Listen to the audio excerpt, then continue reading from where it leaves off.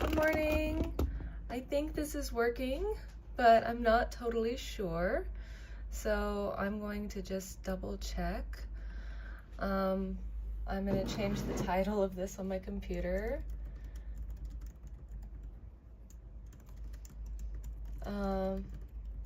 So welcome to the new year.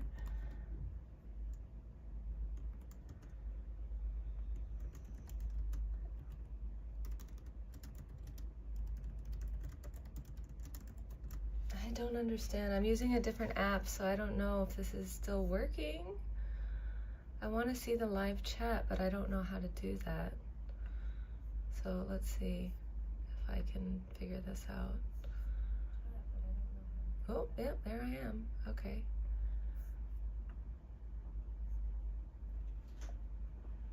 Ooh, it's a lag. Very weird. Okay, so here's my little sketch of a snake, and I'm going to try painting it. I decided to sketch it first because that makes the most sense for me. Let's move these paints out of the way and make sure that you can see the snake. So first I'm going to paint the snake white so that way I can layer the colors on top. And let's just talk about the last year. I think it's been, for me, a pretty productive year. When I want to first think about positive things. I think a lot of us in the new year, the first thing we start thinking about is what we want to do next year. And that's definitely how I tend to be. And instead of doing that, I want to first think about what I want to do, or not what I want to do. The first thing I want to think about is what I accomplished in a year and what I've actually changed in the last year. So if I think about a year ago in January, so I'm in Japan, so today is actually January 2nd. If I think about a year ago, January 2nd, I think I was on winter break still from my school. So I was working at Chungang Elementary School in Seoul, and it was a good job. I liked the people I worked with, and the kids were by and large pretty sweet. I taught grades 1, 3, and 5 English, but I knew that I didn't want to be an English teacher anymore. I had been living in Seoul for almost 5 years, and I was ready for, or maybe it already was 5 years, I don't know. I lose track of time all the time, how long I was really in Korea, but whatever. I had been teaching English on and off for a while in different positions, and I just sort of figured Chungang was the best job on paper that I had ever had. You know, it was the best schedule, it was the best pay, it had the most breaks that you could ask for, but I still wasn't happy with the situation. So I basically thought either I go all in for this teaching thing and I figure out how to get a teaching credential and I figure out a way to make more money doing this. You know, this is sort of the path that I've been on for, you know, the past several years. Or I make a hard pivot towards what I really think that I want to do, which is art and illustration. And that's what I went to school for. Although a lot of people don't necessarily do what they went to school for, I really wanted to work for myself. That's really what it comes down to, is I don't really even want to work for a company long term. I would really like to work for myself. So it was time to make a change. I couldn't do what I wanted in Korea because basically I just couldn't get the visa that I wanted. I didn't do enough research prior to moving to Korea or once I was in Korea even on the types of visas that were available to me.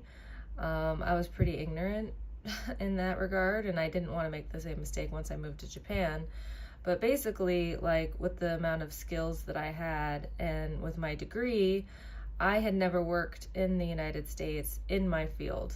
I had moved, you know, I graduated from school and I decided to book it and leave the US pretty soon after graduating. Maybe not soon after, but I was looking for jobs overseas. And I never worked in the illustration field with my degree in the United States. And so that meant once I was in Korea, I couldn't get the kind of I couldn't get the kind of visa that I needed.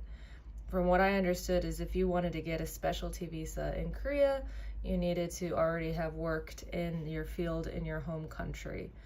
And another way you could also get a better visa was you could get the permanent residency visa, which means you need to get enough points.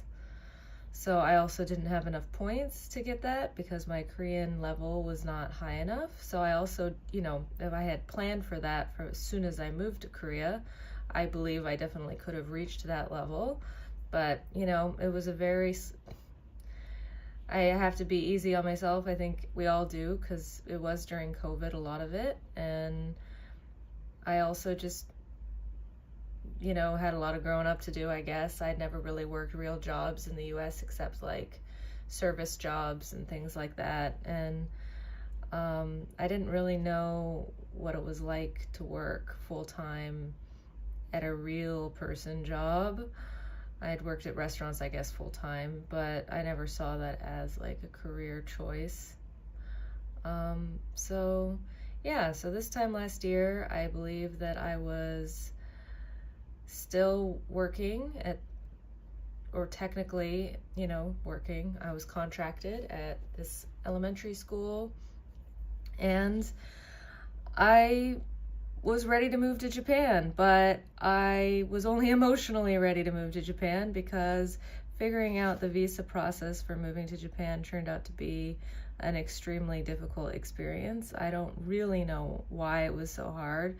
There was a lot of communication problems with me and the school that I was applying towards, not towards, but I think it was just like, I felt like I was talking to people in circles sometimes, because I'd be working, between two different people to try to get my visa, the international department, and then like another woman in like the main office, and I just felt like I was always getting directed between these two people, and it was like I never knew who I was supposed to talk to. And frankly, I was given like incorrect information on how to get even my visa. And they told me I had to fly back to my home country, and so I thought I was going to visit my parents, but then I was still going to have to fly back and like go to the embassy in Los Angeles and do all of this stuff. And then when I went back to Korea and I started calling the embassies, they were like, no, you've been living in Korea even though you're an American citizen. So it turned out to just be a real mess. So this time last year, I wasn't even sure if I would make it. I didn't know whether I'd even get to Japan. I thought that maybe it was just not going to work out, and I wasn't sure what was going to happen. It was really nerve-wracking. And the first video I made last year around this time was looking back on my art from the previous year. I had done a 100-day challenge, and I posted that in like the first week of the new year last year. And that was sort of my way of like trying to commit more to YouTube. I have only been somewhat consistent this last year, and even that was not super consistent. But I think I would like to go into this year consistent, but basically scaling it down. I think the live streams might be an interesting way to try to create more work on this platform, because I just have to show up and paint for a little bit and talk to an imaginary audience or a real audience if anybody's out there. So I want to talk about, like I said, what I actually accomplished first. So this time last year, Seoul. And then by,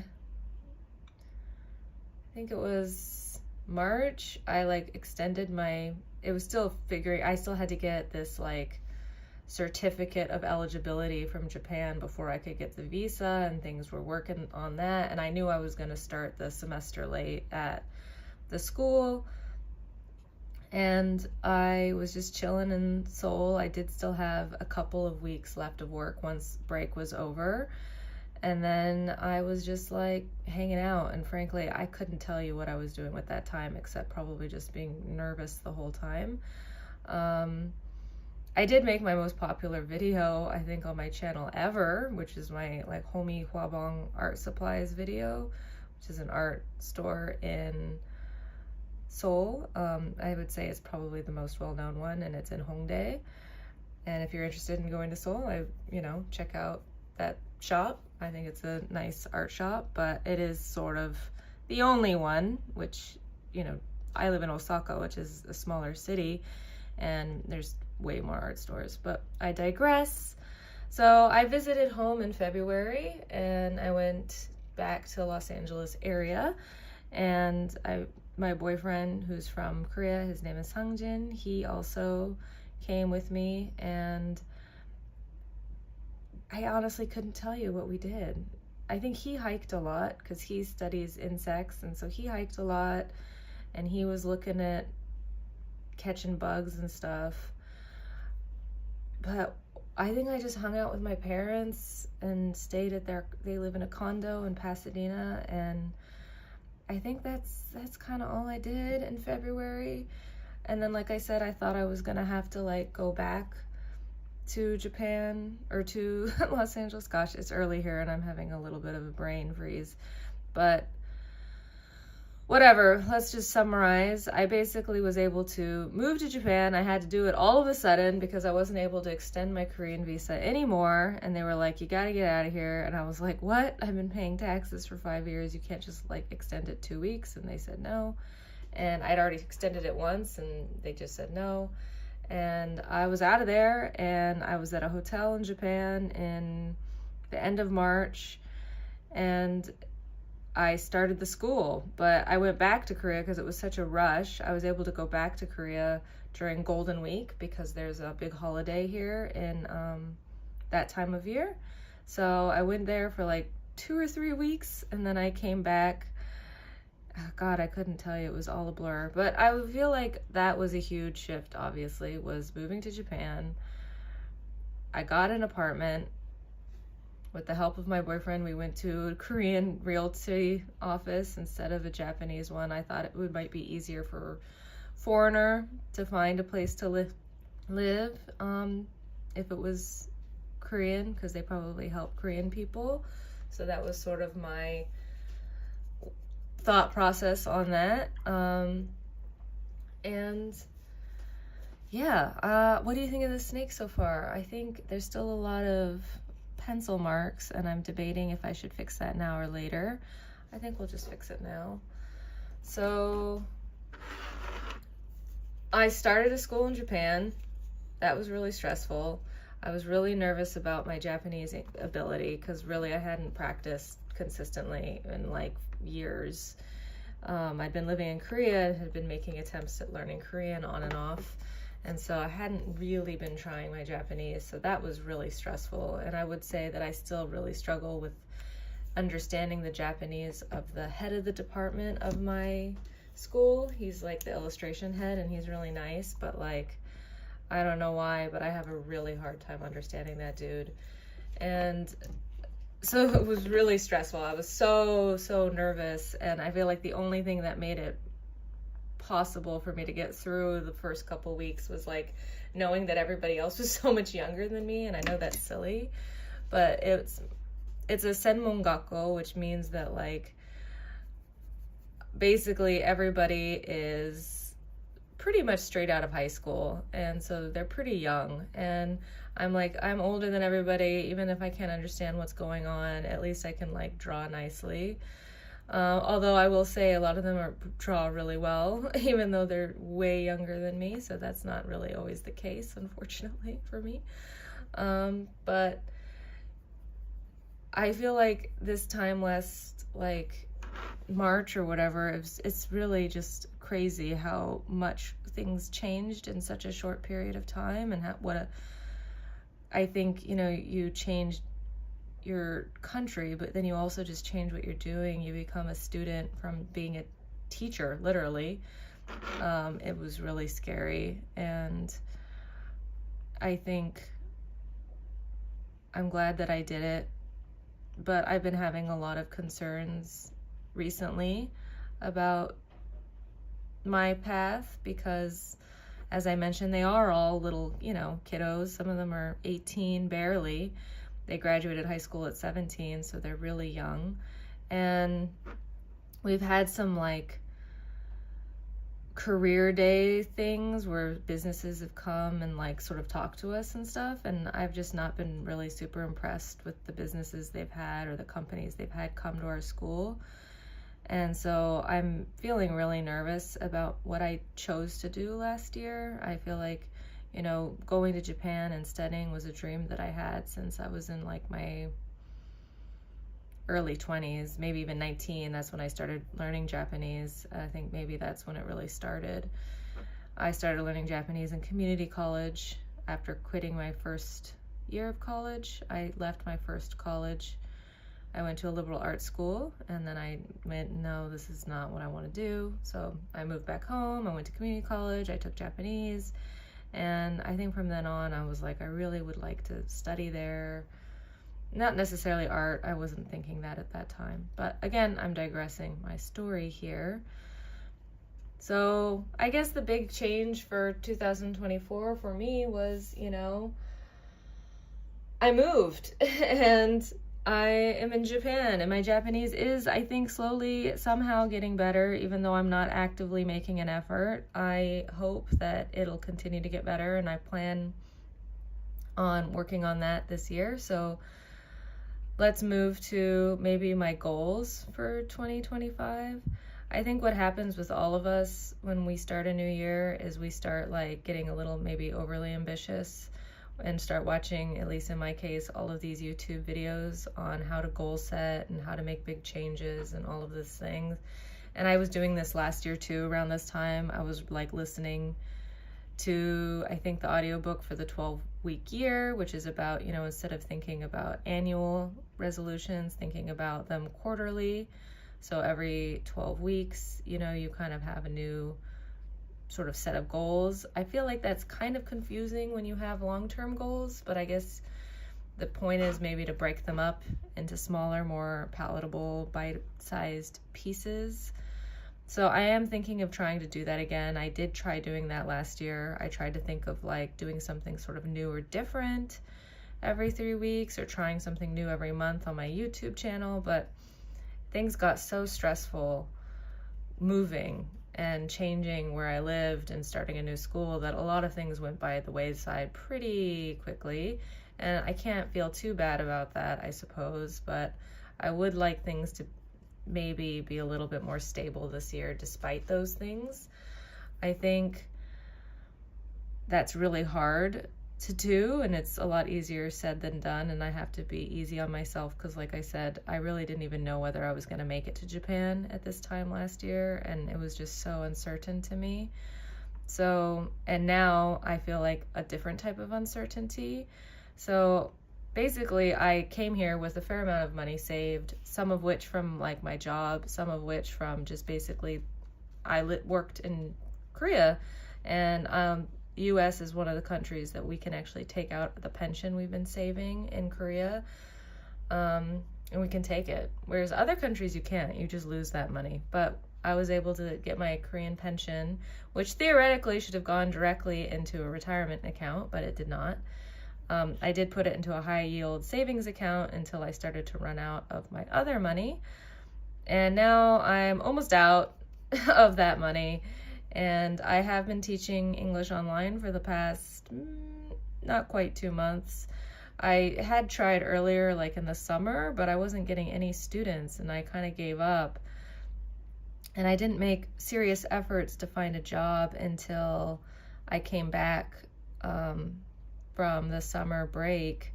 And I was met with a lot of obstacles trying to get a part-time job in Japan.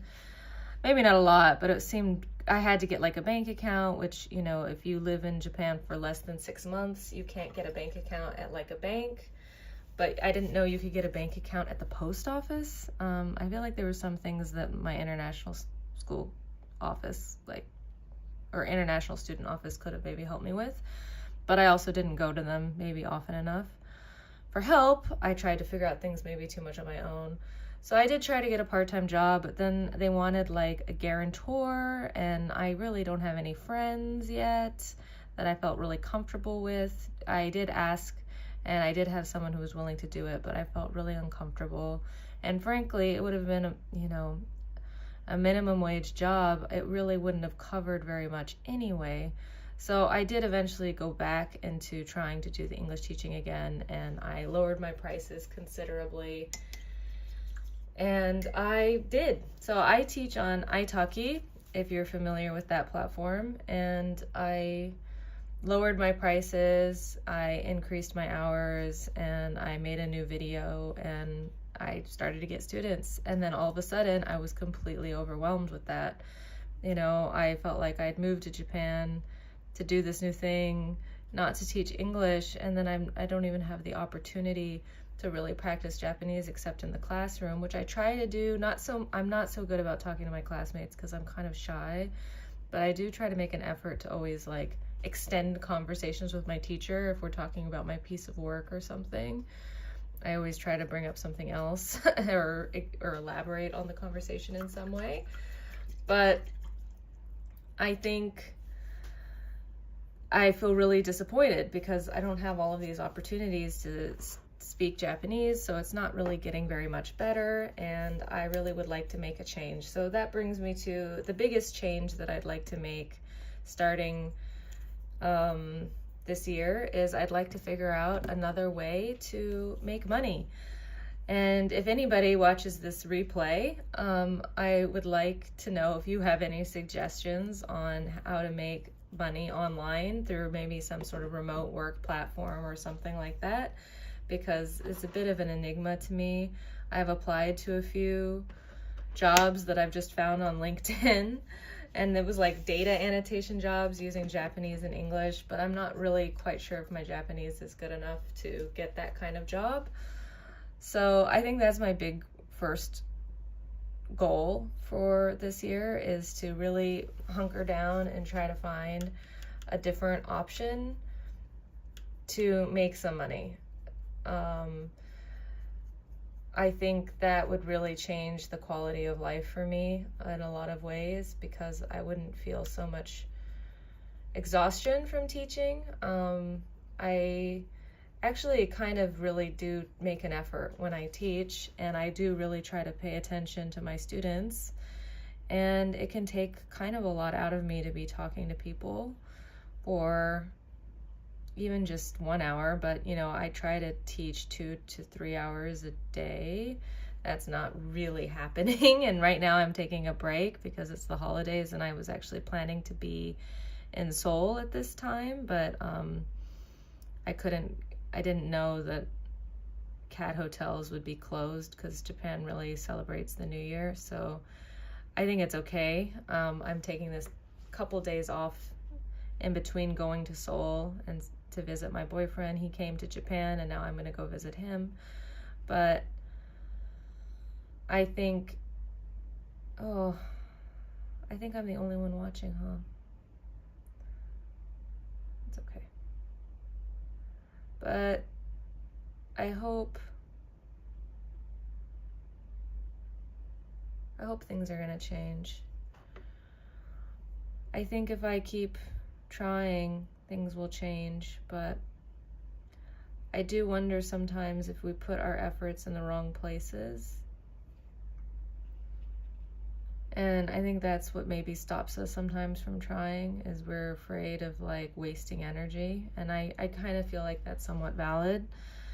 I feel like YouTube can feel kind of where are you going with this thing?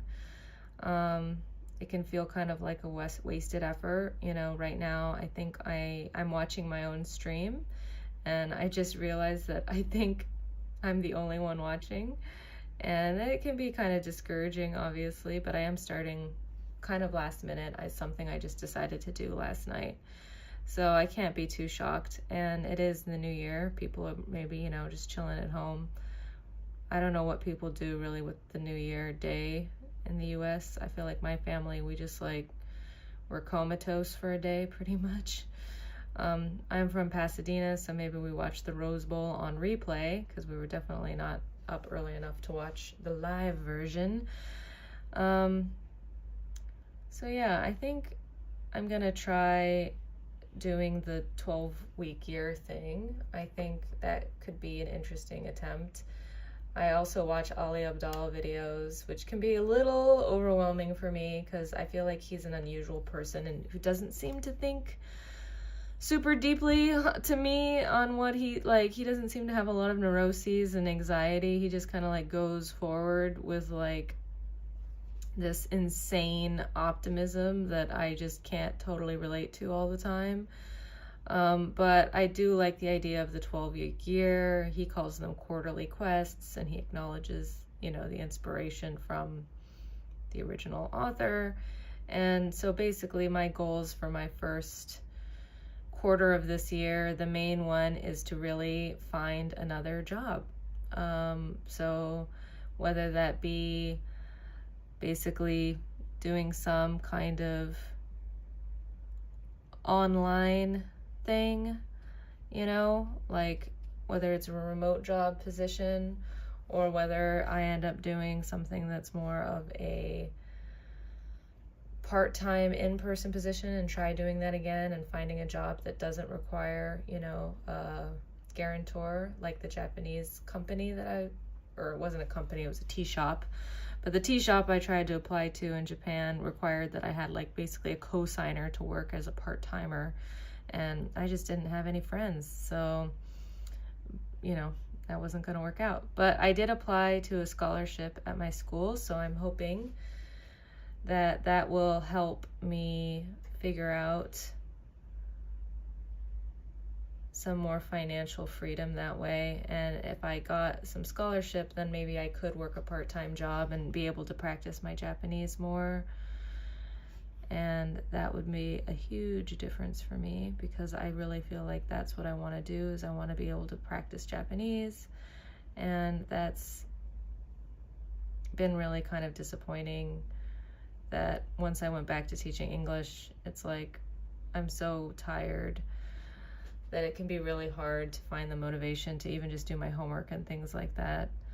And I wish I had more energy. I wish I was one of those energetic people like Ali Abdaal, who I just mentioned, who seem to have just boundless energy. But I am not, and I think some of it is because I live so much in my mind. I kind of tire myself out sometimes, but I also just think I'm more of a slow living kind of person, and I'm okay with that. But the problem is to start your own art business or any business, I think it's a little hard to do it as a slow thing when you're in my position and you don't really have any other means of income. So that's hard. I think I've been a bit of a bummer in this video so far, and I don't want it to be that way because I'm actually feeling pretty great about having this break. You know, honestly, having this break from school and taking some time off from teaching English has been really a relief. I'm pretty happy with having that break. It's made a huge difference for me to be able to just spend some time with my boyfriend who visited from Korea, even though he kind of tires me out sometimes too. He's one of those boundless energy kind of people, and I have a hard time. And there looks like there's some cat fur in my painting that I'm just gonna forcibly remove. There we go. So yeah, it's really early here in Japan, honestly. I've been kind of waking up early because my cat wakes up, and I kind of wake up if he starts bugging me, and sometimes I ignore him. But right now, when you don't have school and I'm not teaching English, I do feel like I have more energy because I can basically just do what I want, which is amazing. So I decided to do this stream. Wazoo. That's my cat, and he agrees, and nobody's watching this but me and him, so that's okay though. So this snake is nothing too exciting, I guess. It's not something too out of the ordinary, but this year is the year of the snake. And it's still not Lunar New Year yet, but in Japan, like, even though they don't celebrate Lunar New Year, there's little snakes or at least they don't celebrate it like they do in Korea, is my understanding. I think they just sort of celebrate it as the New Year, which is, you know, the first, and they just sort of count the snake as the first.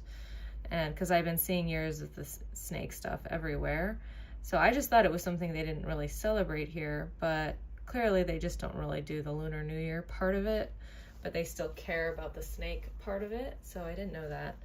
And, you know, you get money for the new year here, and so there's all of these cute little like envelopes with your like little snake illustrations on them. I have to kind of wait for this to dry a little bit, unfortunately, so I don't know what to do in the meantime while this dries, because I'm doing kind of a more small illustration this time. Last time I did a bigger painting and I could kind of work on parts of it at different times, but this one not so much. So maybe in the meantime, while this is drying for a bit, I can show. So I'm going to show you. So this is the painting so far. I think he's cute, but he's totally wet, and so I want to work on the white. I want to put white back on here and bring that flower back up, because some of these flowers I want to be layered in and out of the snake. So I have to wait for that to dry. Otherwise the paint will keep mixing. So we're going to put him aside for now. And I'm going to show you, I made a little desk calendar this year. So that was another big accomplishment, as I did my first art market ever, really. I guess I sort of did one when I was really young, as I was in community college. I was what, like 20 maybe? I don't know. 21. So this I count as my first art market. So I sold at my school, and so this is the cover page, 2025. Year of the snake. And it's actually Year of the Blue Snake. That's why I'm doing blue. At least in Korean culture, they do colors, but in Chinese, it's Year of the Earth Snake, but whatever. So that's my cover page. And then we have this girl. I'm really happy with how the girl came out, but it's supposed to be like a white fox, an Arctic fox. I'm not totally pleased with how the fox came out. I don't know why. I draw foxes all the time, but they're not easy for me. Whereas I drew some other animals for the first time, and they came out better, in my opinion. This is, February. February is still pretty cold. March, I figured we're jumping into spring a little bit, so let's do a little bunny. Also, I've noticed Japanese calendars don't really do the days like this. Maybe some do, but most of them do seem to do like Roman characters. But I love traditional calendar with like the kanji. I think it looks really pretty. So yeah. So this is, Nichiyobi, Getsuyobi, Kaiobi, Suiyobi, Mokuyobi, Kinyobi, Doyobi. And they represent different elements. So like this is the day, this is the moon or month, fire, water, tree, gold or metal, and earth. So I always like that, so I did that, but it seems like nobody else really does that. Again, like the ducks, not an animal that I really ever drew, but I think the ducks came out really well. This girl, now that I'm looking at it, even though she's supposed to be a child, looks a little too tiny, but again, or just like a shrunken human, not really like a child, but whatever, we're learning. Then, we got cherry blossoms, and we got a deer, because I think of deer as like babies, like Bambi and stuff, but this is sort of an adult deer, but whatever. And we have a kitty, which, I think I could do a calendar of just kitties next year. I think I will just do like a cat calendar and do painting. That's sort of what I'm thinking of doing for this year. So not next year, this year. We're in 2025. So that's my plan. Then we have Kani, we have crab, middle of summer. honestly, like, this is an animal. I don't think I've ever drew a frog in my life, and like the frog is like the best animal in this whole calendar, I think. So I think I'm gonna draw some frogs this coming year. And then we have Inoshishi, which is a wild boar, and she's wearing a hakama. That's why she's able to sit like that. So I like the wild boar. I think he came out pretty cool. I think the girl doesn't look the best. That's sort of the problem. Sometimes you get like, I think the girl looks pretty good, but I think the owl, I don't know, there's some issues with him. So this is my calendar. We're almost done. Looks like there's a bit of schmutz or misprint there. Here is tanuki and a lady. This one I think came out nicely. And lastly, we have December. So we got some people on polar bears and some northern lights. And I did put a QR code. You know, I was selling this at my art market, so I figured people could maybe check out my site, and had a little thank you note at the bottom. So I'm proud of this calendar, but already, of course, you start thinking about how you could do things better. I think that's just natural. And yeah, let's see if my snake dried enough for me to bring out some of the orchids. Not quite. So it's not quite done yet. So maybe we can look at something else. What do you think, Zook? He doesn't want to. Okay, maybe it's dry enough. So I want to bring this one out. So I'm going to look at some pictures of orchids to help me with this. Let's see. Ooh. Oh, I guess the student loans have started up. I just saw that on my, so that's another concern. Let's not think about that right now. So yeah, so for the 12-week year, they say to do like, I think it's like 2 to 4 at most goals for one period is sort of what I remember reading and hearing. I think 4, they say, is kind of pushing it, but I feel like some of my goals are things that I'm kind of already doing, and maybe if I just made, you know, a little more consistency out of it, you know, it wouldn't be such a heavy lift. That's sort of like my theory, at least. We'll see if that works out. So one of my goals is to post consistently on YouTube, and that means to me pretty low lift, because honestly making YouTube videos is pretty time consuming, and it's not really a very big payoff. I think, like I said, there's no viewers right now for this live stream except me, so you have to kind of be willing to accept very little for, I think, a really long time, and I don't know how long that's going to be for me. But if I think about this time last year, I only had like about 70 or 75 subscribers, and now I have around 840. You know, it kind of fluctuates. It goes down a 1, it goes up 1, it goes up 2, it goes down 3, but I'm approximately at 840. Oh, Zook. Zook is my biggest subscriber. He wants to be known. Yeah. So I have a black cat named Zook. He's a very good boy. He came with me all the way from California to Korea, and then I couldn't bring him right away because I didn't look into the information well enough on how to bring animals to Japan. And so he had to live with my boyfriend for a while until his waiting period was done, which was a little rough because my cat really doesn't like him, for one. So that's one problem. Zook.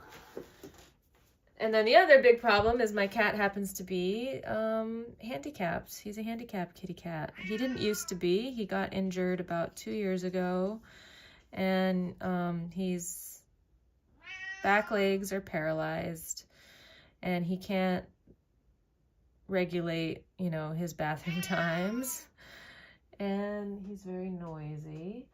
And so that basically means that he's kind of pretty high maintenance. You can tell he's loud. He already didn't really like my boyfriend. And then he was the only caregiver for him. And my boyfriend was very busy. He's in a PhD program, he was master's PhD, but now he finished his master's part. And yeah, my kitty has a lot to say. And so it was a lot of work to take care of that kitty for that period of time. I know that was really hard for him. So I was able to bring him in August to Japan, and I love having him around, even though you can tell he's pretty noisy. But he's my best little kitty buddy, and I'm his biggest fan. I love the cat. I don't know what I would do without the cat. I really hope that he stays healthy. I worry so much now that he is injured that he's going to develop some other issues because he kind of, walks funny. He has to drag himself around on his front legs, and he can kind of use his back legs a little bit, but not very much. And so I just worry he's going to develop like some pain, as he gets older from, walking in a weird way. And lately he's been really itchy, and I've taken him to the vet, and they just said sort of like maybe stress, and then I took him to another vet, and then they said allergies. So, I don't know. I'm just worried about him. I hope he's okay. He's just noisy. That's why he's crying right now. But yeah. Why was I talking about my cat? Because he was meowing? Zook! Yeah, you're noisy. So my cat's name is Zook. People are always like, what the hell does that mean? Basically, not a hell of a lot. I just thought it sounded cool for the most part. But also, my great-grandmother on my father's side, so my dad's mom, her maiden name was Zook, and I just thought it sounded really cool. I think she was from Ukraine, what is now modern Ukraine. Back then, I don't know. It was just the depths of the Carpathian Mountains. But as you can see, I'm getting hair in here. I don't know if it's from the brush or from my cat. I think it's from the brush. So... God, I'm all over the place today, but I think that's okay. I think that's okay because that's sort of how the New Year's feels. We've kind of gone through the holidays, and then we have New Year's, and then we go, what? Where am I? And so I feel like my rambling thoughts is okay, and that nobody watches this is probably for the best. It's okay. We're not going to feel too bad about it. I think my cat was meowing because he forgot he had food, but he found it. Yay, Zook. Good job.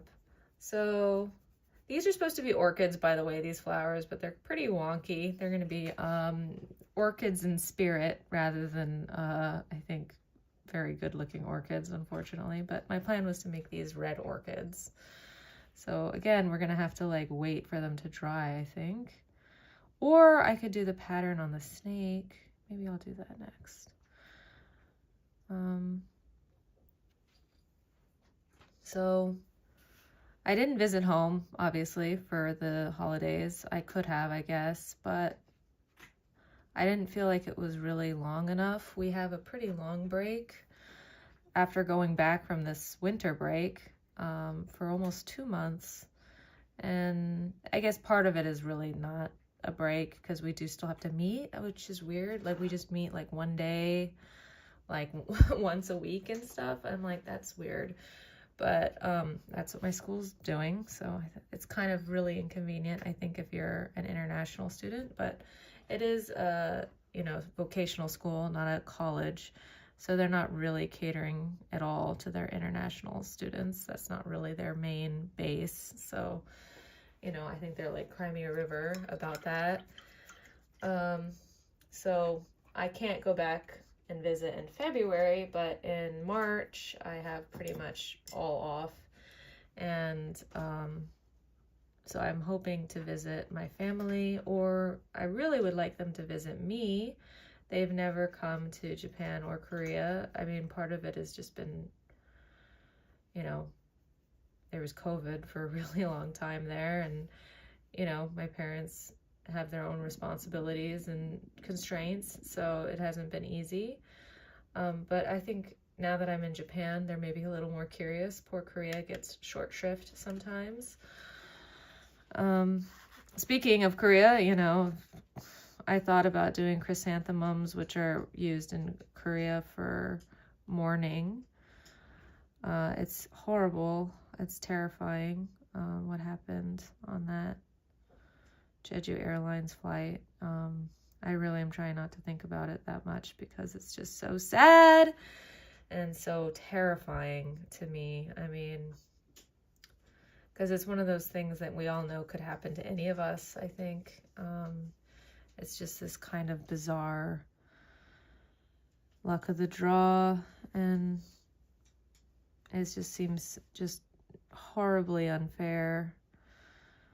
And chrysanthemums are used in Korea for mourning, white chrysanthemums in particular, or specifically. So I did think about doing chrysanthemums, even though in other cultures they actually are celebratory, according to what I read on the internet. But I just wanted to keep this celebratory. I didn't want to bring in, I just can't, honestly, I can't handle it. I can't think about it right now. I think part of it is my own fear. I'm going to be going to Korea myself, and I'll be flying into Incheon. So Muan, you know, clearly that airport had some serious problems, in my opinion. But I am taking Jeju Air, so that's a little scary. So yeah, we're doing orchids. We're not going to be doing chrysanthemums, although I do actually really enjoy drawing chrysanthemums. I think they're beautiful, but I do always think of them as morning flowers now, especially after the Itaewon crush. I went to Itaewon to visit the memorial for people and saw the chrysanthemums, and it's kind of embedded in my mind now as a flower of sadness.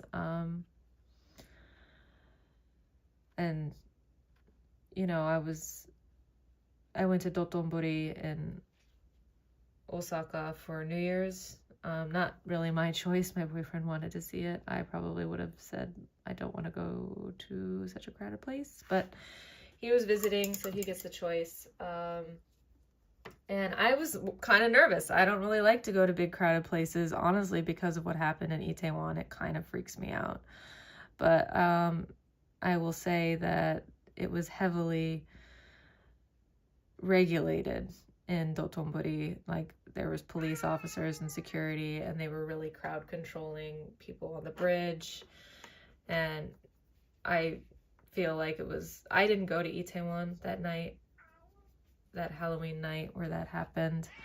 But again, my boyfriend did, and my friends did, and everybody was okay. But I had friends from, like, I had one friend, and then I had another group of friends and my boyfriend who went, and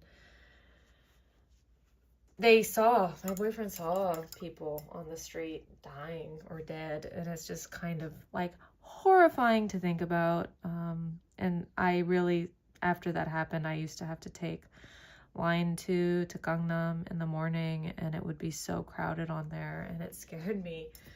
And I guess it just makes me sound like a baby, but the crowds already kind of freaked me out, just because, you know, I'm not a very big person. I'm 5 foot tall, and so having like people who are just so much bigger than me surrounding me where I can't see anything already is not really my favorite thing in the world. And then having something absolutely horrible happen to all these people definitely didn't help. But I remember when it happened, I started getting like messages from people even in the States, like, are you okay? And I was like, yeah, I'm at home, I'm sick. So I was fine. But I messaged my boyfriend because the news in Korea was even like kind of slow about it. It was weird. People who were in Itaewon or in maybe some areas of Itaewon and didn't even really know what was happening. It was in such a like specific small area of Itaewon that like one of my friends in a different group said he didn't even know until like later what had happened. Whereas my boyfriend was more in that area. How did I get on that topic? Oh yeah, I was talking about the flowers. So yeah, we're doing orchids. And we're working on the snake now. I think he's gonna look cute. I'm already enjoying this color. I like warm colors a lot. So warm colors tend to be my favorite. I don't really go for cool colors very often. I think warm colors I just like the coziness, and I don't know, they just seem a little trippier to me. I just gravitate towards it. And I don't know why my cat's crying. He's a noisy cat, so don't worry about him.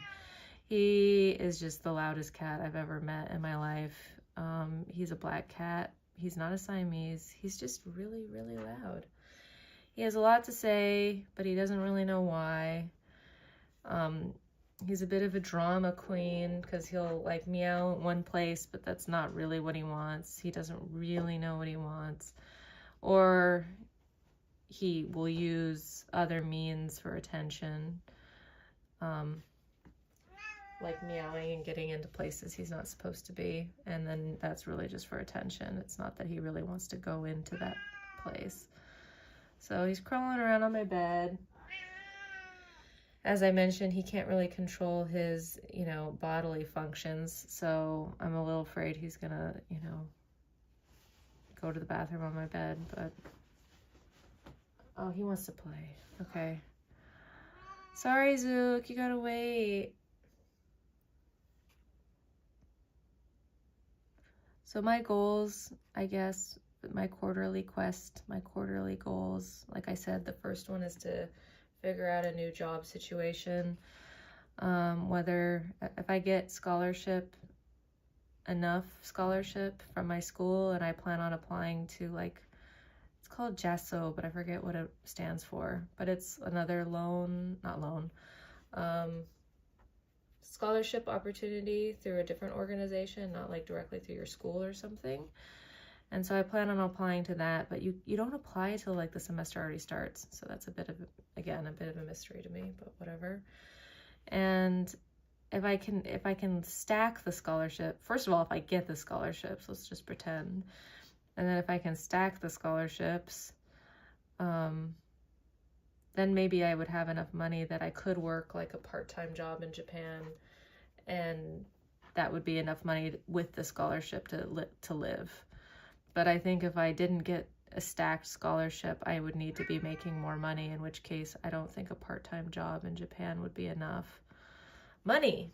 The minimum wage is like, I don't know, a little over 1,000 yen, which is really not very much money, In US dollars, it's nothing. But of course, I'm living in Japan, so I'm functioning in yen. But my rent is kind of high, I think. I think I could have gotten a cheaper rent. In retrospect, I think the realtor kind of saw us as what we were, which is we had no idea what we were doing. So I do feel like my rent could have been cheaper. Right now, it's almost like, what, 70,000? I don't know. It's like what I think of as 700, not a little under, but and it's a one room. It's not like it has a bedroom. It's just a one room apartment. So it can be a little tight sometimes. And I do have to pay extra fees for the kitty cat, and it is a really great location, but I do feel like I wouldn't have minded paying a little less and living somewhere else, but it is what it is. It's a 2-year contract, so I'm kind of in it.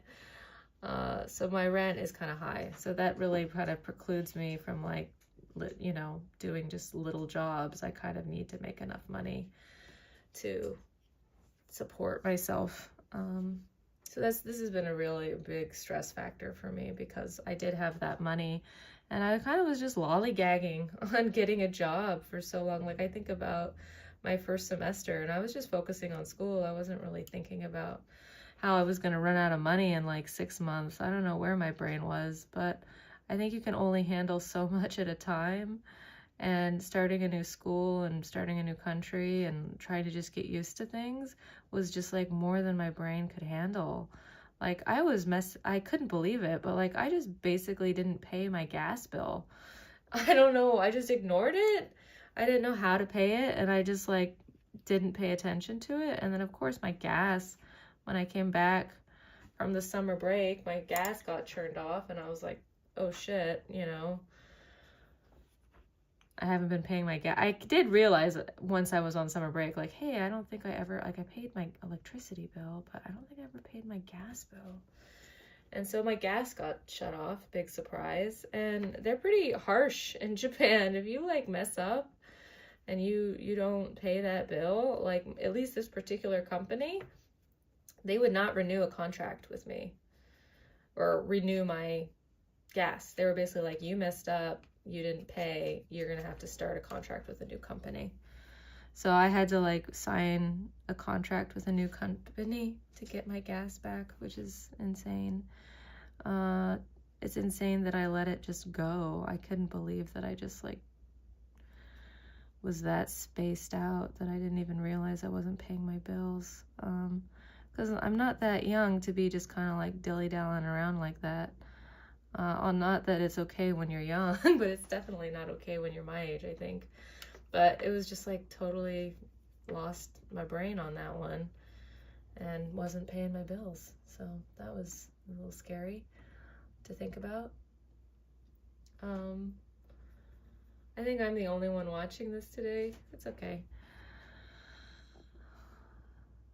So this snake is taking longer than I expected, frankly, because it's pretty small, but it is a little hard to work and talk at the same time. And it can be a little difficult.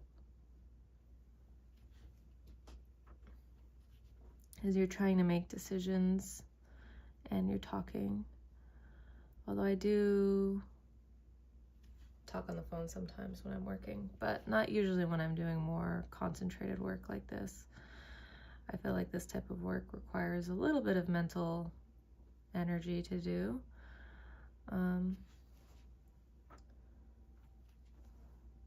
So it's a little hard. I think he's coming out cute though. I think that's not where I want the spot to be though. Wait, this has voice, right? Oh no, is there no audio? This has voice, right? Okay, yes there is. All right, shit.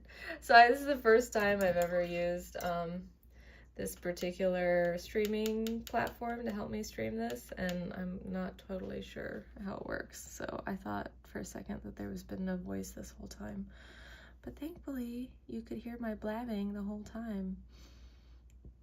What a relief. I feel like this snake's body is a little weird, but it's okay. We can fix it maybe a little bit. There we go, a little better. So I'm curious if anybody has their own sort of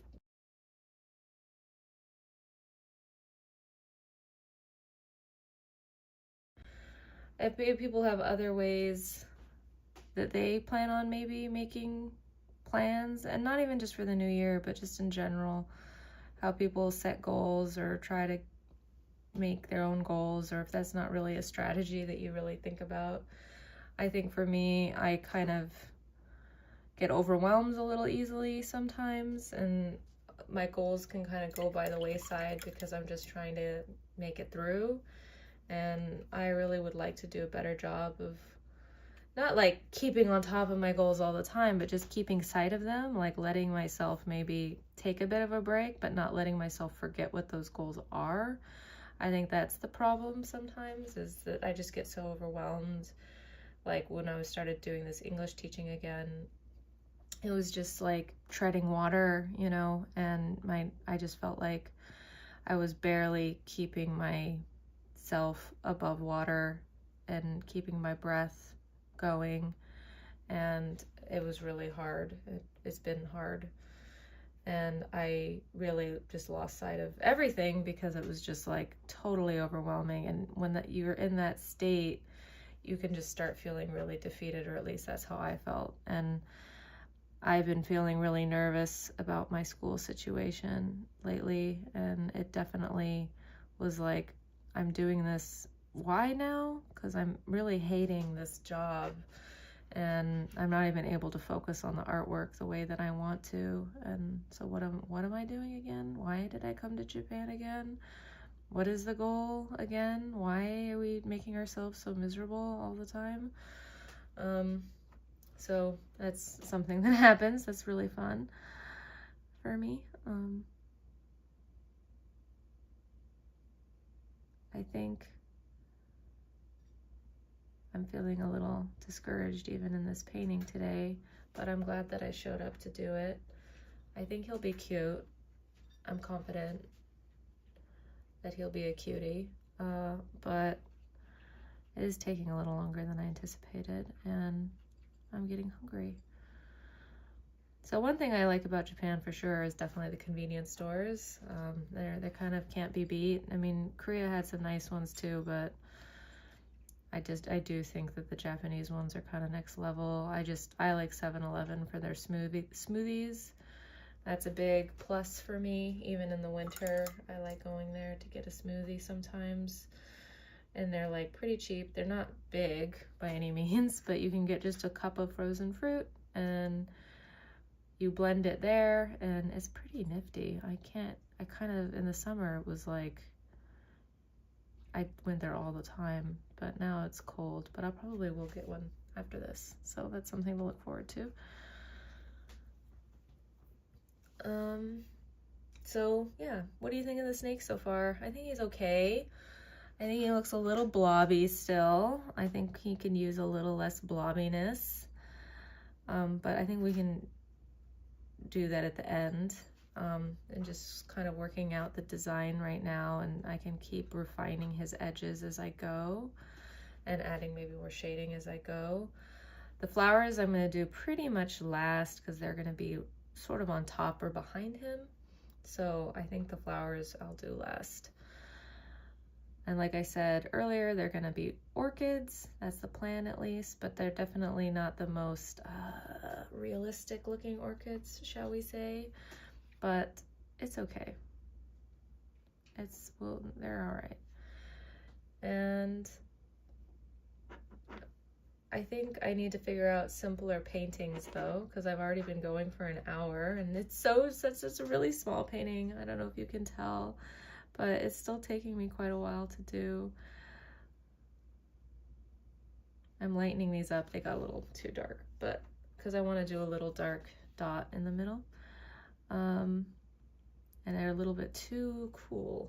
They need to be a slightly warmer blue, I think, for my liking. There we go. So I really would like to know what other people's plans are, whether they're art or career. Like I said, I would really like to get a different remote job, and I have applied to some weird ones. I don't know. You know, there's so many like these AI jobs getting posted, and I'm like, I don't really know what that means. You know, so there was one, like, they called it data annotation in Japanese and English, and I'm not sure if my Japanese level is really good enough for that, but I applied anyway, because anything to me would be better really than it's not teaching English specifically, it's the being so on all the time and talking to people. Even doing this live stream, it can be a little hard because I'm just talking to myself, but it's not the same as talking to another person, which can be really exhausting depending on who you're talking to and how engaged they are and how engaging they are. You do get students who can be very resistant, which is weird to me because it's like an option. You don't have to be taking an English class with me, but people can be really resistant to advice that they don't want to hear. You know, the truth is, and I don't like hearing it either, but if you're already at a decent level of a language that you're learning, And most of the people that I'm teaching English to already have a conversational ability in English. They're definitely not newbies in the field of English. And if they really want to improve their English, they just gotta like have a lot more exposure to the language, which means, you know, watching TV, listening to audiobooks, if you're not into television, or, you know, podcasts. I just feel like it means so much more. And I know that for myself, studying Japanese, and I don't want to hear it either, because when I'm, you know, want to watch something on YouTube, I want to just chill and watch something enjoyable too. But if you really want to learn the language, you gotta just keep exposing yourself to it, and it's just not going to happen any other way.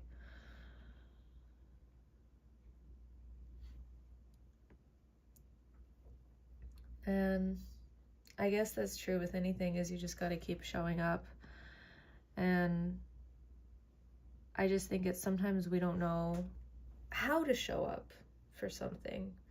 Like, I really would like to show up more for my art and for my aspirations as being like a, you know, I would like to be someone who works for myself. And I would like to show up more for that. And this is me trying to do it today. But the majority of this stream has just been me watching it. And so it's kind of like, is this the right path? Is this the right way to be showing up? And that's the part I think that's hard, is we don't want to like waste time. I think we think of it as like, oh, well, if I do that, then that's a waste of time.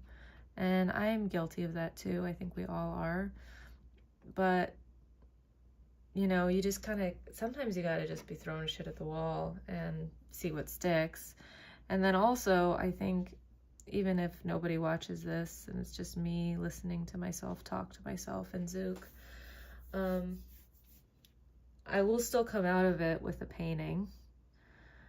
I'll still have a bit of view time. And this is the first time I've used a secondary streaming like thing, because last time I didn't know you could do that, and I used just my computer, and it was pretty hard to see what I was doing. So I feel like each time you're learning something new, and maybe YouTube won't be the path for me long term, but I am learning how to figure things out, and that's a skill. Is just learning how to figure things out is definitely a skill. And, you know, not getting too discouraged when things don't go the way that you hope that they do. Of course, we all get discouraged. That's insane to say that we don't. I think those people don't really exist, or maybe they have, I don't know, the thickest skin known to mankind. But I think most of us get discouraged. And I am definitely one of them. And I think that's okay as long as we keep pushing and trying new things. But I do sometimes wonder if there's a point where you kind of like, not give up. Like, I think I'll always be making art. But is there a point where you basically go, you know what? We're just going to have to go the career, like, company route on this one. You know, my individual attempts at starting a business is just not, it's not happening. You know, I need to make money. It'll at least be creative. And that's sort of where I am right now, just because I did look into visas finally this time, instead of waiting like I did for Korea. And the thing is, if I want to stay working in Japan, I have to get a work visa. You can get like an artist visa, but you already need to be making a certain amount of money, which I will not be, I think, by that point. It would be a pretty crazy turnaround for me to be starting to make enough money from doing this in like a year. So I don't see that happening, you know. And so I think the only other way would be for me to get a work visa, which would require that I get a job in my field that I studied. I can't just like get another English teaching, I guess. That's what my understanding is, because I went to school here, and maybe I could leave and come back and get English teaching if that's like if I was that desperate to live in Japan, but frankly, I'm not. If I can't get a job here, I'm not gonna, in my field, I'm not gonna go back to English teaching. That to me is not an option. To me, that's done. That chapter is closed. I don't want to do another career English position at a company. I am doing it, like I said, as a side gig on italki, but you know, it is what it is, baby. But if I can't get the visa through doing creative work, then I've gotta figure out some other place where I can do it. But we'll figure that out, and you know, when that bridge, whatever, cross that bridge when we come to it. But my point was, is there a point where you kind of just go the career route and you kind of like give up a little bit on doing the independent freelance route, at least for a little while? And I think that is sort of what I'm thinking, is I'm gonna have to basically take a break on that, or at least continue to have that as a partial thing for a while if I want to stay in Japan, because I'm not going to be able to do that full time once I graduate. And that to me means that maybe I can have a little bit more freedom now and just experimenting, because I don't need this to be finished. I don't need this like art career thing to be finished by a certain time. I don't know about these dots. So I'm thinking of sort of chilling out a little bit on messaging companies and doing a lot of stuff that I was doing to try to promote my work more. I was really trying to pursue editorial more, and now I'm thinking I don't know if I really like it that much. And it has been the most lucrative part of my art so far. But if I have time, basically, to figure something else out, maybe this is the time to take it. I'm in school again. I'm going to have to get an office job of some kind in a creative field. So I might as well just kind of make work that I like for a little while, is how I'm thinking of it. And I don't have to worry about trying to make like marketable work for surface design, or marketable work for editorial design, or whatever else, you know, whatever other field that you can consider, game design or whatever. I obviously want to make a good portfolio while I'm in school towards like something that I'm interested in, but I don't feel like I have to just focus on trying to figure out the way to make money the quickest, because I've been given advice. I had a coach like not years ago, but I did hire like an art coach at some point, and you know, they encouraged me to do editorial because I kind of had a stronger editorial portfolio, and it's a way you can make money more quickly than doing surface design, which is like licensing usually instead of buyouts, and can take a lot longer to build an income from. And I did do that, and I did get job through Honest History, which is a kids magazine, and they've been my most consistent person, client, whatever, that I've worked for. And I'm really happy that I have had that experience. It's been really good for me. It's been very, very good for me. But I don't know if I really want to be doing editorial kids magazines forever, and I'm not even sure that I'm the best at it. I showed some of the work to one of my teachers, and she basically was like, wow, this is pretty adult for a kids magazine. I was like, So I've tried to get more like other editorial work for more adult magazines, but none of it's really panned out, unfortunately. I've never gotten paid work for any magazine except Honest History. So I think the snake is looking a little better.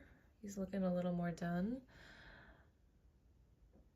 I think we can maybe move on to the flowers. So the reason the snake is blue is it's Year of the Blue Snake in Korea. It was also Year of the Blue Dragon. I guess sometimes the year repeats.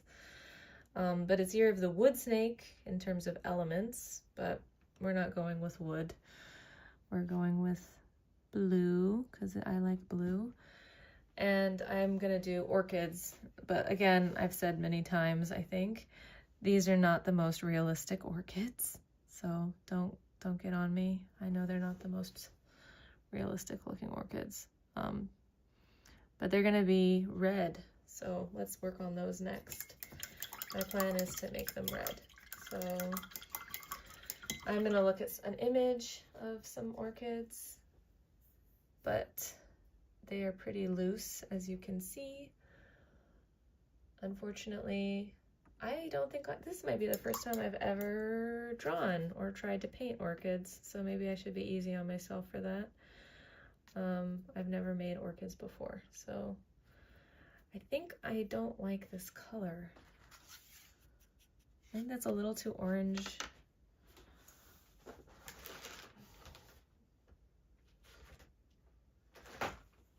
I think I need a more cool red to get the color that I want.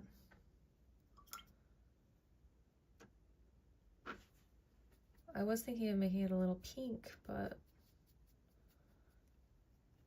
maybe not. I don't know.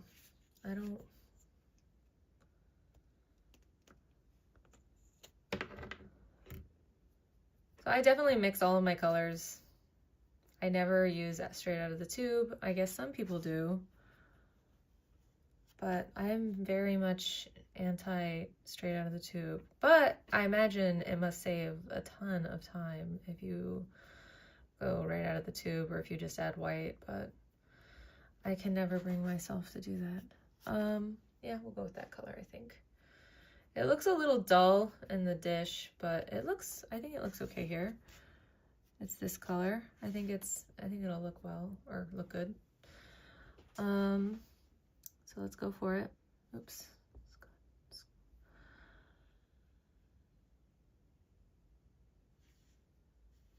So if you weren't here for the beginning of the video, I did start with a sketch on top of this like pink peachy background, and then I painted over it with white.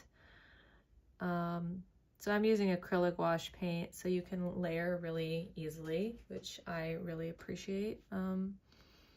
I think acrylic wash has been a real game changer for me. I used to use regular gouache all the time because I thought it was better, but you know, if you use regular gouache, you really can't layer like this because the liquid of the water is going to reactivate any layer underneath, and so it'll just start mixing. So if I was doing this with regular gouache, this red would start mixing with this white and it would just be getting lighter. And so that's definitely not what I want. I want sort of this layering, and I want it to be opaque. That's why I did white underneath. But you can see like I don't have the lines perfect, so I'll probably go back with some pink to get the lines more how I want them to be. But I kind of like this push and pull method of painting. I feel like it reminds me a little bit more of oil paint, but very, very quick oil paint. I really would love to do oil painting again someday. I think that's really fun, but I do not have the facility or quite frankly, the brain capacity, I think, for it right now. I just think it takes a lot more patience than I currently have in my practice. I really don't have a lot of patience. I want to finish like a painting like this in a day, and I want to finish it in like an hour, and this is already taking me over an hour, and I'm already losing a little bit of patience for it, which is kind of ridiculous. I think it's just, I've been feeling so much like I need to build a portfolio, I need to build a portfolio, I need to build a portfolio, and I want it to happen now. And it just doesn't work that way sometimes. And going back to school has been really weird because we will work on something for ages, right? Like, and I'm like, oh, we're still working on this. But I will say that it does get better. Not always. Sometimes it doesn't always get better, but most of the time, you know, with the teacher's help, you know, they give you advice, you make like reiterations, you change the sketch. And I have been like kind of shocked how I get annoyed sometimes because I'm like, oh, isn't this good enough? You know, and I didn't used to be that way. I used to be much more of a perfectionist about my art. And I think that's good that I'm not that way anymore, because then it sort of froze me. But it's been interesting to then also have the teachers sort of be like, oh, have you thought of this? Or can you change this? You know, I'm drawing like a parfait right now for one of my classes with like melons in it. And I just drew like, you know, I sketched a pretty sharp wedge of a melon, and she made me like look up pictures of melons and, you know, had to correct my melon drawing. And it's like, oh, do I have to? But it sort of reminds me of a class that I took at Art Center when I was a student there. The teacher was like, you always have to be looking at something if you're drawing it. Like, always look at a reference. Don't just make it up from your head, you know? And I think at some point, you know, you kind of get maybe a library of things and you know how they look and you don't always have to look it up. But, you know, I don't think I'd ever drawn a melon before. So I had to look it up, but I didn't. I just kind of made it up from my head, and it wasn't the best looking melon. And, you know, her correcting me did make it look better. And I think I do that too much. I don't maybe look enough at reference anymore when I kind of know how the flower looks, or I just kind of make up how the flower looks. Like, I am looking at a picture for orchids right now, but I'm definitely not following it very strictly. You know, the white painting that I did even is not very accurate to the shape of a orchid. And I think it's okay to find your own style this way, and you can kind of stylize things, but it really is also good, especially when you're a student or you want to practice your library and increase your library of things that you feel like you know how to draw, to really look at them. And I think, like, I recently did some illustrations for Honest History, and I kind of just drew leaves from my head, but then I drew the figure with reference.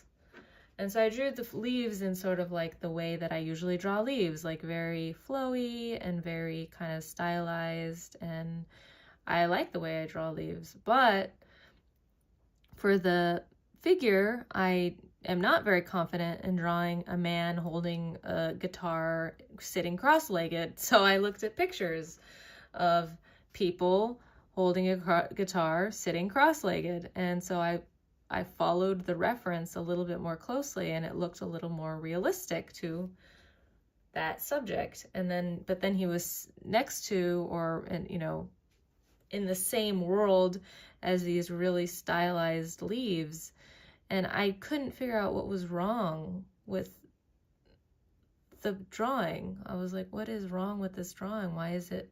Because he looks good to me, the leaf looks good to me, the colors are okay, but this is just not working, and I couldn't figure it out. And I asked, even though it wasn't for school, I asked my teacher, and she said, you know, the leaves feel like they're fantasy. They feel like they're, you know, living in this fantasy world, and they're not realistic. Whereas he looks realistic. He looks like he lives in another world, and they're not mixing. And I was like, that is definitely part. And part of the problem is I just maybe didn't like the subject matter that much, but I definitely think she made a huge like impact with that comment to me. I wasn't ready to redo the whole drawing, but it was good enough for what I'm being paid. But it was really helpful for me to understand why it wasn't working. And now when I do something in the future like that, remember being able to see why it's not working. That's the big thing, is like, we're creative people and we can sometimes see that something is not working, but it can be really hard to know why it's not working. And that's the real skill sometimes, or a lot of the time, is understanding why something is not working and then being able to correct for it before you get to the stage where I was, where it was already fully like colored and shadowed and everything, and I wasn't gonna redo it. But yeah, I that really kind of blew me away. So I just had to share that a little bit. It's, I guess, not that revolutionary of an idea, but it really helped me understand more about why some of my other drawings maybe don't work too, is that they're living in different worlds. And when I do make something again that's sort of with a subject that I'm familiar with and a subject that I'm not familiar with, that I should be more conscientious of the style that I'm drawing those two things in.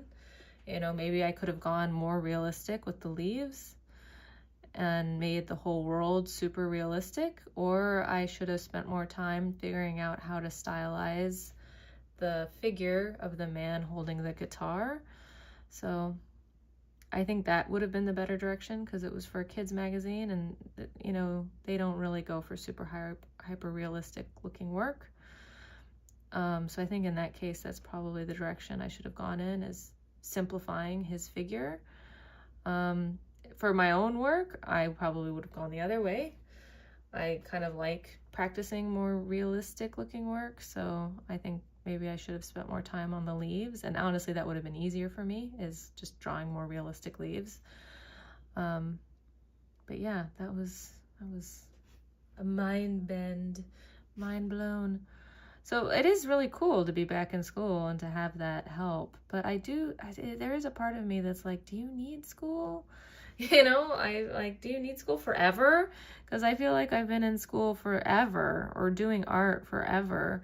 And it's like, isn't there a point where you just start like maybe just learning on your own and being better at like self-critiquing and doing things in your own way and taking some of your own lead? I do wonder that as well, because I just feel like I went to art high school, I went to like an art college, and then like I'm doing art again and I'm in my mid-30s. It's like, at what point do you just go like, maybe this is not for you? Or, you know, you got to start having a little more confidence in your own abilities and just doing it on your own instead of like always needing help from others. But I really found her critique so helpful. So it's this push and pull for me sometimes of knowing what it is that I need in my art practice. Like, do I need to just make more art? Do I need to be more conscientious about the art that I make? I think there was a period where I really did just need to make more art, and then I've sort of stayed in that period. And now maybe there's a period where I need to be a little more conscientious and a little more thoughtful about what I'm making. And maybe that's the era that I'm gonna try to get in, I think, for this beginning of this year. For my first quarter of this year is gonna be more about making art that I really like and less about making art that I think is gonna like sell, because I really don't know what's gonna sell. I really have no idea. And as I mentioned, I'm gonna have to, if I wanna stay in Japan, I'm gonna have to get a visa that's gonna be with a company anyway. So I might as well just enjoy making art on my own that I really like, and not worrying as much about making stuff for a surface design portfolio. Unless, you know, that's related to the job that I want, of course, then I should still do it. But I don't need to be pitching to companies. I think I'm going to take a break on pitching to companies for the beginning of this year. I've been trying to pitch to companies like every week. I definitely fall off on it all the time, but the effort is in my mind. And I just feel like that's maybe not the best use of my time right now. I think I need to kind of slow it down and take a breather from that, because I didn't really feel very proud of a lot of the work that I made for Honest History over the various issues. I think I've gotten a lot better, but I just don't feel very happy with how it looks. It just doesn't feel like me. And, you know, obviously I wouldn't tell them that, but I'm very happy that they've given me work, and if they offered me work again, I would gladly take it. But I just wonder if, like, if that's not really work that I can resonate with, even if I change my style and I'm more conscientious about how I go about each project, then maybe, you know, that's just not the field that I should be pursuing. So I'm gonna take a step away, I think, from looking at editorial work and even surface design, which is what I've been more historically interested in. I've been more interested in surface design, which is more like patterns and spot illustrations, more things for product is generally what I've been more interested in. Like fabric, stationery, but even like, you know, home goods, like stuff for cups or whatever. Oof, these do not look like orchids. Jeez, maybe I should do a dark color first.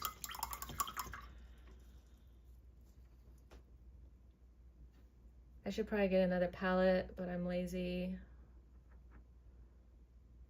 So these do not look like orchids. I know they don't look like orchids.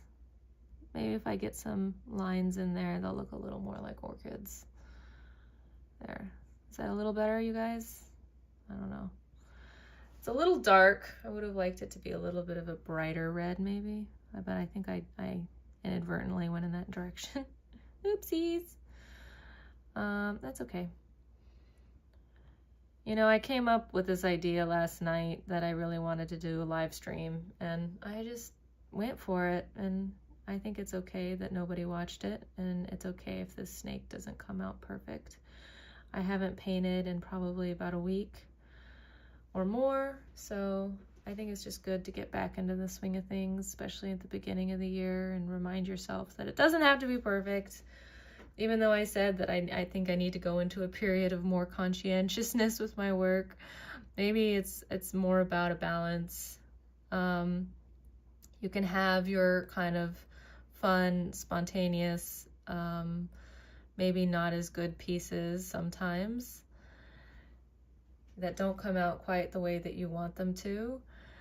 And then you can have your really thought out pieces that also sometimes don't come out the way you want them to, but you need that balance, because I think if you spend all your time agonizing like I used to, I think, with each piece of my illustration,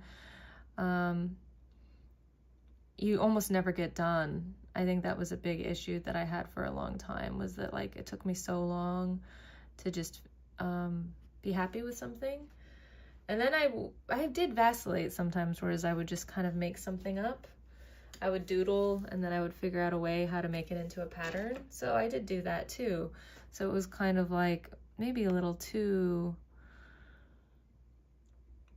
that was maybe a little too like unplanned, because then I would be like, okay, I have this pattern that looks like jellyfish microbe blobs. Who's gonna buy this?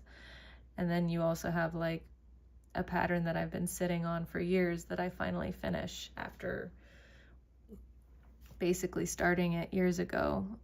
So I don't know what the answer is. But my plan, so I've been talking about my 12-week plan.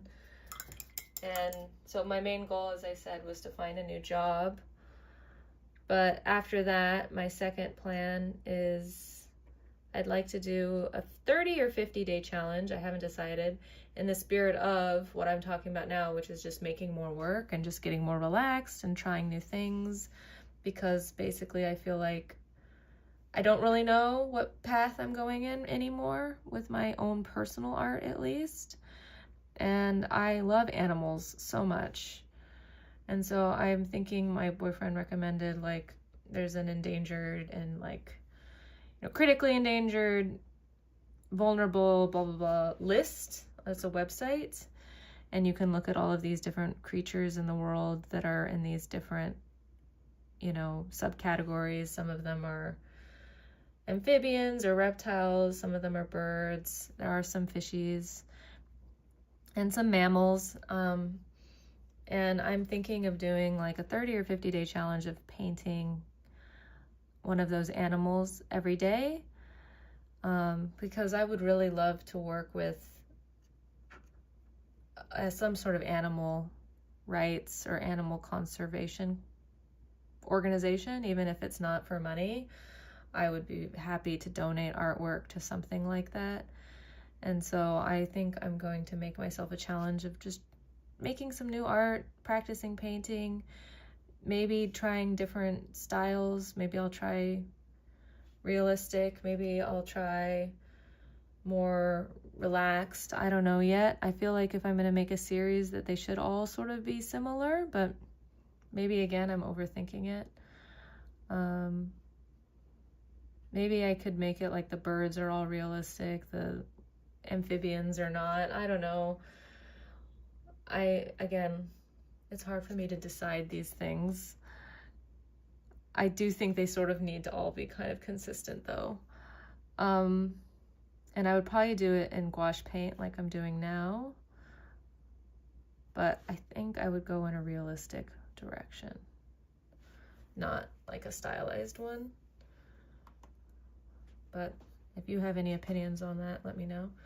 I think these flowers oddly came out okay. They still don't really look like orchids to me, but I think they came out better than the snake in some ways, which is always funny to me when that happens, because I spent way more time on the snake. But sometimes that happens. There ain't nothing you can do about it. I think sometimes it's because even though I've never drawn specifically orchids, I have drawn a lot more flowers than I've drawn snakes in my lifetime. So that can be the change, really, just that. So I think I'm gonna look at some pictures of some snakies and see if we can get the snake looking a little more visually interesting. Maybe we can give him some scales. I think that would help a little bit. I think maybe giving him a little bit crisper outlines and maybe more shading could help. And I think, you know, the snake is not as cool as I was hoping he would be. I think I don't like that dot. I think we need to get rid of that dot. Oh, maybe I can make it white. That looks kind of cool. Oh, I can hear crows. The crows in Japan are huge. I want to let my kitty out on like the porch, but I sometimes wonder if I just left him out there, if a crow would come and bug him. And my cat would not know how to handle that, I think.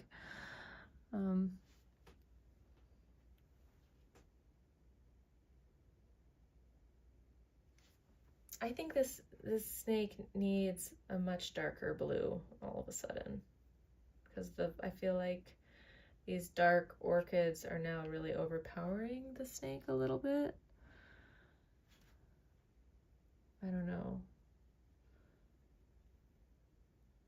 What do you think? I think all of a sudden my snake looks like he's fading into the background, and that's not what I want.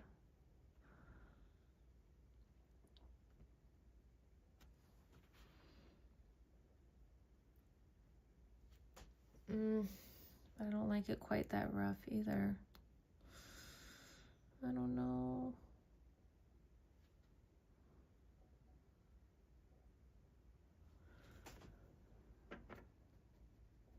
I feel like I'm closing in on it, you guys, but I think I may be rushing a little bit. I don't know, because I'm not super happy with how the snake looks. Maybe I'll come back to him later. Maybe I need a break. I don't know. I just wish I wish he didn't look so flat. I feel like he looks really flat and not as vibrant as the flowers. Maybe he needs more highlights as well as more dark. So maybe I'll get some more white in there. Maybe that's what he needs. It's a he. I don't know why, but my creatures that I draw or paint I do tend to start calling them he or she at some point, and I don't know, the snake is a boy. Usually they're she's. I don't know. I usually draw women more than men anyway, so let's make it away. So let's add some highlights maybe. See if that helps at all, and maybe we can add some more scale marks. Let's give the eye maybe a highlight. I think the eye really needs a highlight.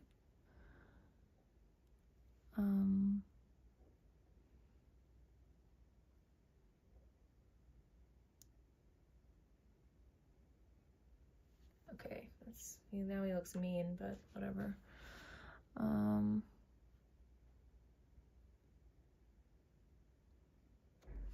Oh, I wanted to have his tongue out. I think I am gonna stick his tongue out.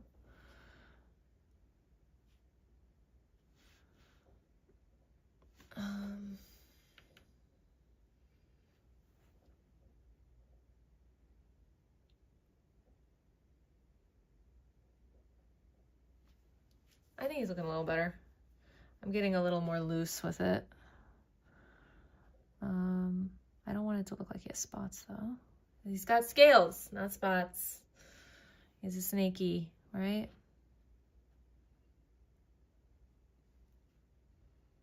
So somebody in my last video, and I wanted to talk about it, but now it's almost the end. I'll talk about it maybe in my next stream. Asked about some of like my favorite things to listen to when I work. So actually it's really hard for me to just be standing here talking and like not listen to something, and to just listen to the melodious sound of my own speaking voice, because I do always listen to something when I paint, and it's not typically music. I usually listen to podcasts or maybe a YouTube just talking head kind of video. I love it. I love podcasts now. I'm a later, I think, comer to the podcast realm than maybe some people. But I like supernatural related podcasts. I don't really listen to true crime. It's a little bit too intense for me. But I do listen to And That's Why We Drink, and that does have a true crime aspect. And sometimes I can't listen to it, even though I think Christine, if you listen to their show, I think she's a really good storyteller. I think she does a really good job of winding the story and telling it in a really compelling way. But sometimes I can't listen. It's too much for me. If it's something really awful. And I will say, like, her stories tend to stick with me more usually, because I think they are grounded in reality for sure. They really happened. And also just she tells a good story. But I listen to And That's Why I Drink, which is hosted by Em and Christine. They're both great, and that's the longest podcast that I've listened to. I was just looking for something fun and that was related to stuff that I was interested in, and I was a true believer in them for the longest time. They were the only one I listened to, but I came onto it kind of late, so I had this wealth of podcasts to listen to, and then I ran out, and it was like, oh no, now what do I do? Listen to my own thoughts. So I re-listened to them. I think that's what I did. I started over from the beginning, and then I finally started to get a little bored of it. And they mentioned in their podcast, I think Christine specifically, Astonishing Legends. So that's what I started to listen to. And I see somebody said, yo, what's up? But that was like a long time ago. Sorry. I was looking at orchids. But oopsies. But somebody messaged me. That was nice. I think I'm the only one watching this now. But yeah, I like Em and Christine, and then they mentioned Astonishing Legends, which then became like my new favorite podcast for a really long time. I think it's still my favorite one, actually. I still like And That's Why We Drink, but I really like Astonishing Legends because, one, I can listen to it before going to bed because they kind of put me right to sleep. Even though I really like their show, they have just kind of like a way of talking back and forth that can be very relaxing. So I usually listen to them before bed. Whereas, and That's Why We Drink is a little too silly. I can't listen to that before going to sleep. And I feel like, what's another podcast? Oh, and then Astonishing Legends recently, not that recently, it took me a while. It takes me a while to kind of get on the new train, but they have another like friend podcast that they produce called Scared All the Time. And I'm a fan of them too now. That's my most recent podcast that I just started like a few weeks ago. And oops, this hasn't been in the screen for a while. That's a problem. Oopsie daisy. So I think he's looking good. I think he's looking almost done. Again, this almost took 2 hours, which kind of surprises me because this is so much smaller than the last painting that I did, and that painting took over 2 hours. But you never know how long something's gonna take until you start, I guess. Let's put a little more highlights on these orchids. Ooh, they look juicy.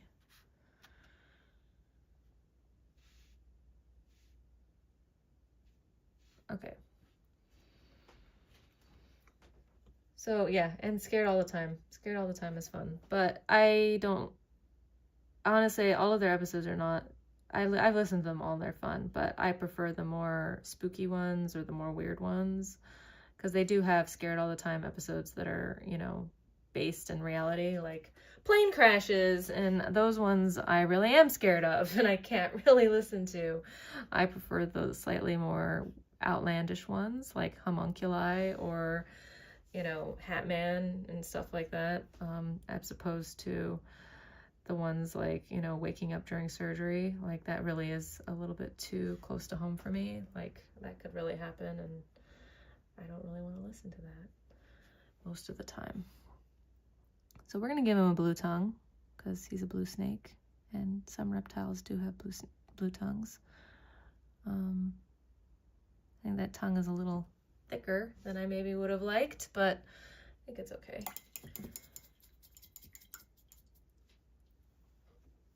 I think it's gonna be okay. It's all gonna be okay, you guys. I hope so. I feel bad that I didn't respond to that person because I was on another tab. Boo. Oh well.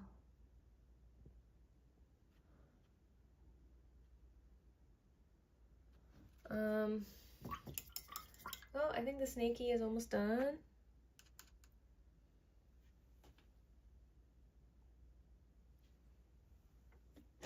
I think he just needs a couple highlights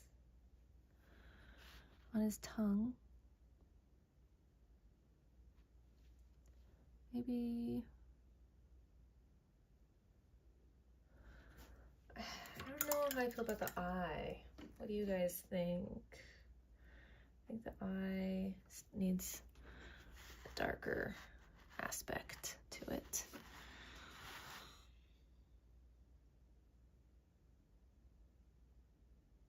Yeah, I like that better.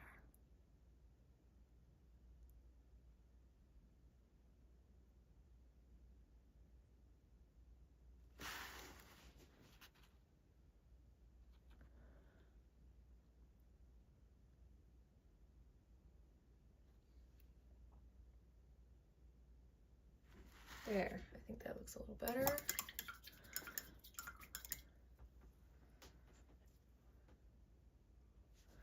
Let's add some highlights to these little leaves that don't look like orchid leaves, but whatever. All right, I think she's done, or I said it was a he.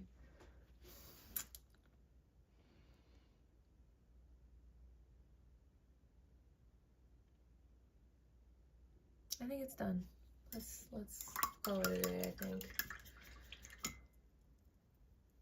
Well, I had a hard time thinking of what to talk about today. Maybe it's a little too early in the morning for me. But here's my snaky. I think he looks good. So Happy New Year, everybody. I hope that you have some goals, but that you're not too stressed out. And the year's just started. And honestly, I mean, none of this really matters, right? It's all arbitrary. New Year, what it all means. It's all kind of an arbitrary thing. So for anybody who watched, thanks for watching. Have a good break if you're on break. If you're not, I'm sorry you're going back to work. All right, bye.